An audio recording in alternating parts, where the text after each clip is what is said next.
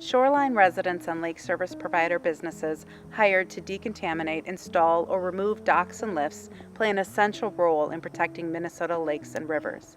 This video highlights some important laws, steps, and best practices for you to follow every time you install, remove, or transport docks, lifts, or swim rafts.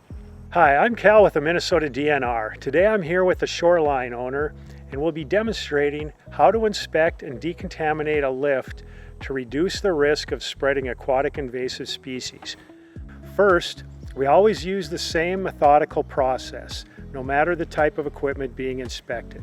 We start at one point on the lift and work our way completely around the equipment. As we go, we look and feel for invasive plants and animals that may be attached. We use our sense of touch to help us find small invasive species that otherwise may not have been seen, like zebra mussels. We pay close attention to the nooks and crannies of the equipment, such as the footings and areas where the lift was underwater. As you move around the lift, inspect all the posts and poles inside and out and ensure the water is draining.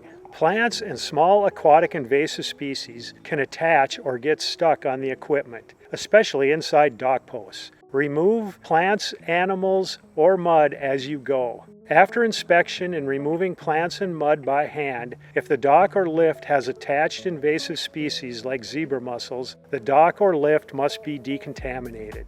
The best practice is to use hot water and high pressure. Many residents hire a lake service provider to provide this service. Remember, if you are buying or selling a used dock or lift, remember to clean, drain, and dry it for 21 days before installing it into any other lake or river. If you hire a business to install your dock or lift, verify that the business is on the DNR's list of permitted lake service providers. If you're not sure who to hire, ask your neighbors and people in your community for recommendations of businesses that follow aquatic invasive species laws and best practices.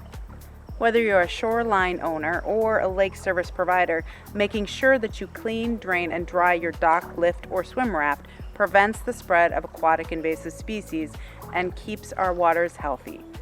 Here, a local dock and lift company is demonstrating how they decontaminate a lift after their initial inspection and hand removal is completed. When decontaminating, businesses are encouraged to follow proper safety precautions. They are using hot water to rinse the equipment, 140 degrees Fahrenheit for 10 seconds of contact time, or 120 degrees Fahrenheit for 2 minutes of contact time, to kill any zebra mussels. Just like for inspections, you should be methodical while decontaminating a lift.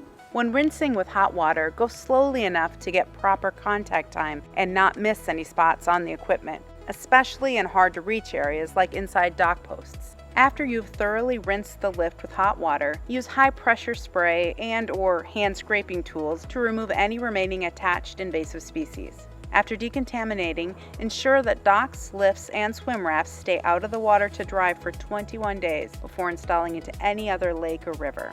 When you follow Minnesota aquatic invasive species laws, clean, drain, and dry, you're helping prevent the spread of aquatic invasive species and keeping our waters healthy.